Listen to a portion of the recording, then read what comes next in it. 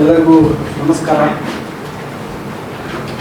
ನಮ್ಮ ಲೋಕಶಿಕ್ಷಣ ಟ್ರಸ್ಟ್ನ ಪರಂಪರೆ ಸತ್ಸಂಪ್ರದಾಯ ಏನು ಅಂತಂದರೆ, ಪ್ರತಿ ತಿಂಗಳ ಒಬ್ಬ ಸಾಧಕರನ್ನು ಕರೆಸಿ ಅವ್ರ ಜೊತೆ ಸಂವಾದ ನಡೆಸೋದು, ಮಾಧ್ಯಮ ಸಂವಾದ. ಅದಕ್ಕೆ ನಾವು ತಿಂಗಳ ಅತಿಥಿ ಅಂತ ಹೇಳಿ ನಾಮಕರಣ ಮಾಡಿ ಇವತ್ತಿನ ಈ ತಿಂಗಳ ಅತಿಥಿ ಕಾರ್ಯಕ್ರಮಕ್ಕೆ ಗೌರವಾನ್ವಿತ ಕರ್ನಾಟಕ ರಾಜ್ಯದ ಲೋಕಾಯುಕ್ತರಾದ BS ಪಾಟೀಲ್ ಅವರು ಅವರನ್ನು ಒಳಗೊಂಡಂತೆ ಎಲ್ಲರನ್ನೂ ಸ್ವಾಗತ ಕೋರಬೇಕಂತ ಹೇಳಿ ಸಂಪಾದಕರಾದಂಥ ಮಾವಲ ಸಿದ್ದರಾಮಯ್ಯ. ಸ್ನೇಹಿತರೆ, ಇವತ್ತಿನ ತಿಂಗಳ ಅತಿಥಿ ಕಾರ್ಯಕ್ರಮ ಬಹಳ ವಿಶೇಷವಾದದ್ದು. ಕರ್ನಾಟಕ ರಾಜ್ಯದ ಲೋಕಾಯುಕ್ತ ನ್ಯಾಯಮೂರ್ತಿಗಳಾದ ಶ್ರೀ BS ಪಾಟೀಲ್ ಅವರು ನಮ್ಮ ಜೊತೆಗೆ ಒಂದು ಕಿರು ಸಂವಾದವನ್ನು ನಡೆಸೋದಕ್ಕೆ ನಮ್ಮ ಕಚೇರಿಗೆ ಆಗಮಿಸಿದ್ದಾರೆ. ಅವರಿಗೆ ಲೋಕಶಿಕ್ಷಣ ಟ್ರಸ್ಟ್ ವತಿಯಿಂದ, ನಮ್ಮೆಲ್ಲ ಸಿಬ್ಬಂದಿ ವರ್ಗದ ವತಿಯಿಂದ ಹಾರ್ದಿಕ ಸ್ವಾಗತ ಮಾಡುತ್ತೇವೆ. Thank you.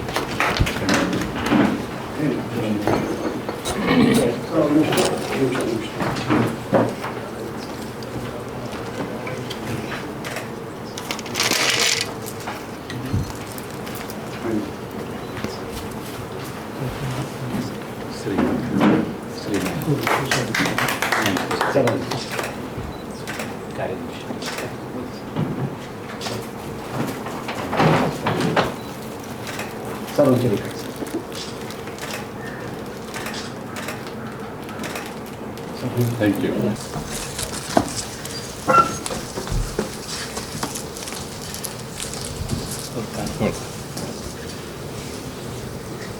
ಲೋಕಾಯುಕ್ತ ನ್ಯಾಯಮೂರ್ತಿಗಳ ಕಾರ್ಯದರ್ಶಿಗಳಾದ ಶ್ರೀನಾಥ್ ಅವರು ನಮ್ಮ ಕಚೇರಿಗೆ ಆಗಮಿಸಿದ್ದಾರೆ. ಅವರಿಗೂ ಹಾರ್ದಿಕ ಸ್ವಾಗತವನ್ನು ಕೋರುತ್ತೇನೆ.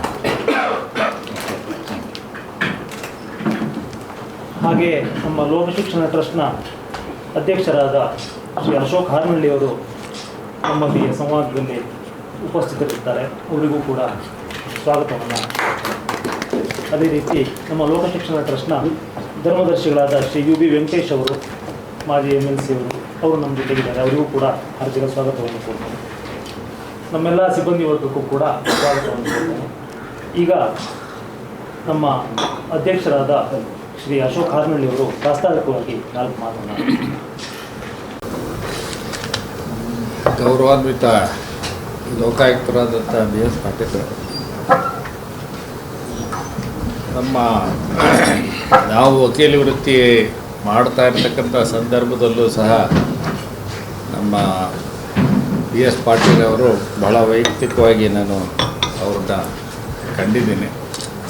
ಬಹಳ ಅತ್ಯಂತ ಸೌಮ್ಯ ಸ್ವಭಾವದವರಾದರೂ ಸಹ ಯಾವ ಸಂದರ್ಭದಲ್ಲಿ ಕಠಿಣ ನಿರ್ಧಾರ ತೆಗೆದುಕೊಳ್ಳಬೇಕು ಅಂಥ ಸಂದರ್ಭದಲ್ಲಿ ನಿರ್ಧಾರ ತೆಗೆದುಕೊಳ್ತಕ್ಕಂಥ ಒಂದು ಶಕ್ತಿಯನ್ನು ಹೊಂದಿದ್ದಾರೆ. ಲೋಕಾಯುಕ್ತರಾದ ನಂತರ ಈ ಯಾವ ACB ಅಂತ ಸೃಷ್ಟಿಯಾಗಿತ್ತೋ ಆ ACB ಅಧಿಕಾರವನ್ನು ತೆಗೆದು ಲೋಕಾಯುಕ್ತರಿಗೆ ಕೊಡ್ತಕ್ಕಂಥ ಒಂದು ಬದಲಾವಣೆಯನ್ನು ಸಹ ಆಯಿತು. ಹಿಂದಿನ ಲೋಕಾಯುಕ್ತರು ಇರೋದಕ್ಕಿಂತ ಈಗಿನ ಲೋಕಾಯುಕ್ತರಿಗೆ ಹೆಚ್ಚಿನ ಅಧಿಕಾರವನ್ನು ಕೊಡ್ತಕ್ಕಂಥ ಒಂದು ಸಂದರ್ಭ ಉಂಟಾಯಿತು.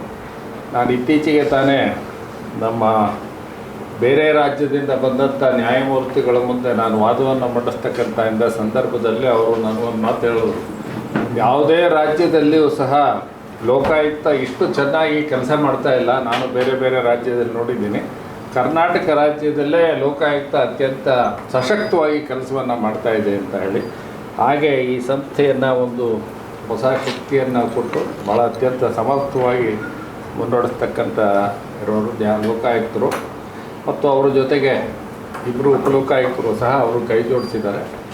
ಕರ್ನಾಟಕದಲ್ಲಿ ಲೋಕಾಯುಕ್ತ ಬಹಳ ಒಂದು ಮಹತ್ವದ ಪಾತ್ರವನ್ನು ವಹಿಸ್ತಾ ಇದೆ. ಅನೇಕರಿಗೆ ಪತ್ರಿಕೆಯಲ್ಲಿ ಬಂದರೆ ಮಾತ್ರ ಅನೇಕ ವಿಷಯಗಳು ಗೊತ್ತಾಗುತ್ತೆ. ಪತ್ರಿಕೆಯಲ್ಲಿ ಬರೆದಲೇ ಸಹ ಪ್ರಚಾರವಾಗದಲೇ ಅನೇಕ ಕೆಲಸ ಲೋಕಾಯುಕ್ತ ಸಂಸ್ಥೆಯಿಂದ ನಡೀತಾ ಇರುತ್ತೆ. ಹಾಗಾಗಿ ಅದು ನಾವು ಅವ್ರನ್ನೇ ಮುಖತಃ ತಿಳ್ಕೊಳ್ಳೋದಕ್ಕೆ ಅದೊಂದು ಸುಸಂದರ್ಭ. ಹಾಗಾಗಿ ಈ ನಮ್ಮ ಒಂದು ಸಂಸ್ಥೆ ಬಿಜಾಪುರದಿಂದ ಮೂಲತಃ ಬಂದಂಥ BS ಪಾಟೀಲ್ ನಮ್ಮ ಸಂಯುಕ್ತ ಕರ್ನಾಟಕ ಹುಟ್ಟಿದ್ದು ಬಿಜಾಪುರದಲ್ಲೇ. ಪ್ರಾರಂಭದಲ್ಲಿ ಮೊರೆ ಹನುಮಂತರಾಯರು ಅಂತ ಹೇಳಿ ಅವರು ಹುಟ್ಟಿದ್ದು, ನಂತರ ಹುಬ್ಬಳ್ಳಿಗೆ ಸ್ಥಳಾಂತರಗೊಳಿಸ್ತು. ಹಾಗಾಗಿ ನಮ್ಮ ಪತ್ರಿಕೆಗೂ ಅವ್ರಿಗೂ ಸ್ವಲ್ಪ ಹಿಂದಿನಿಂದನೂ ಒಂದು ದೊಡ್ಡ ಬಾಂಧವ್ಯ ಇದೆ ಅಂತ ಹೇಳಿ ನಾನು ಭಾವಿಸ್ತೀನಿ. ಆದರೂ ಉತ್ತರ ಕರ್ನಾಟಕದ ಮಂದಿಗೆ ಸಂಯುಕ್ತ ಕರ್ನಾಟಕಕ್ಕೆ ಭಾಳ ಒಂದು ಅಭಿಮಾನ ಇದೆ. ಹಾಗಾಗಿ ನಮ್ಮ ಬಿ ಎಸ್ ಪಾಟೀಲ್ ಇಲ್ಲಿ ಬಂದಿರೋದು ಭಾಳ ನಮ್ಮ ಸಂಸ್ಥೆಗೆ ಹೆಚ್ಚಿನ ಒಂದು ಸಂತೋಷ, ಗೌರವವನ್ನು ತಂದಿದೆ. ಮತ್ತೊಮ್ಮೆ ಅವರನ್ನು ನಮ್ಮ ಸಂಸ್ಥೆಯ ಪರವಾಗಿ ಸ್ವಾಗತವನ್ನು ಹೇಳಿ ನನ್ನ